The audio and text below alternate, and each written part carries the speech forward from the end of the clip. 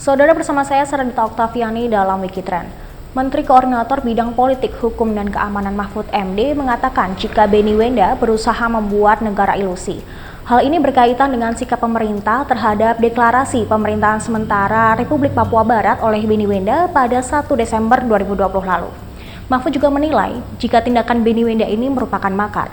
Oleh sebab itu, dia memerintahkan jajaran Polri dan juga TNI untuk menindak tegas hal ini.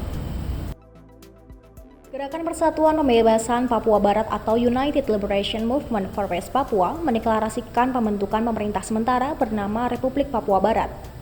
Mereka adalah koalisi dari berbagai faksi politik yang bertujuan untuk kemerdekaan selama bertahun-tahun. Aktivis politik Papua Barat, Benny Wenda, ditunjuk sebagai Presiden sementara Republik Papua Barat. Pemerintahan ini berencana untuk pisah dari Indonesia dan akan diperingati setiap tanggal 1 Desember. Menanggapi pernyataan tersebut, Menteri Koordinator Bidang Politik, Hukum, dan Keamanan Mahfud MD menjelaskan sikap pemerintah Indonesia. Mahfud menyebut apa yang dilakukan Benny Wenda merupakan makar. Hal ini dikatakannya dalam konferensi pers pada Kamis 3 Desember 2020. Pemerintah meminta Polri untuk melakukan penegakan hukum.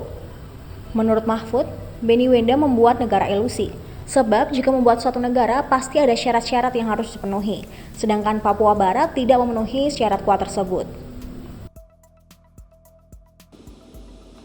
Benny Wenda ini membuat negara ilusi, negara yang tidak ada sebenarnya dalam faktanya. Papua Papua Barat itu apa?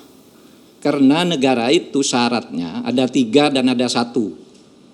Menurut Montevideo Convention syaratnya itu ada rakyat yang dia kuasai, ada wilayah yang dia kuasai, kemudian ada daerahnya, ada pemerintahnya. Nah dia kan tidak ada tuh, rakyatnya siapa? Dia memberontak dan dia orang luar.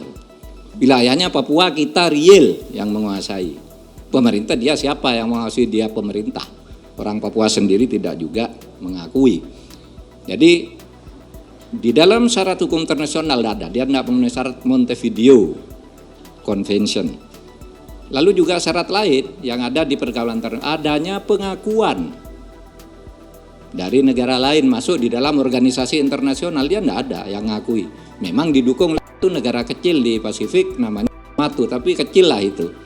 Dari ratusan negara yang besar-besar Vanuatu kan. Dan tidak masuk juga ini ke organisasi internasional, hanya disuarakan secara politik. Yang kedua, kenapa dia negara ilusi?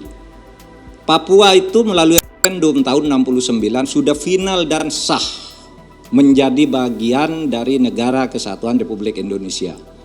Referendum bulan November tahun 69. Disahkan oleh Majelis Umum PBB bahwa Papua itu bagian sah dari Republik Indonesia. Karena itu tidak akan ada lagi, PBB itu tidak mungkin membuat keputusan 2 kali dari hal yang sama, terhadap hal yang sama.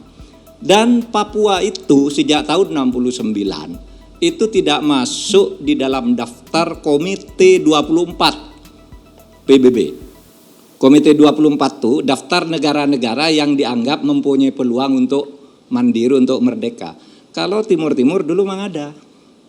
Nah, itu tadi informasi yang bisa saya sampaikan dalam Wikitrend kali ini. Jangan lupa terus patuhi protokol kesehatan dimanapun Anda berada. Saya Saranita Oktaviani, pamit undur diri. Terima kasih sudah nonton. Jangan lupa like, subscribe, dan share ya.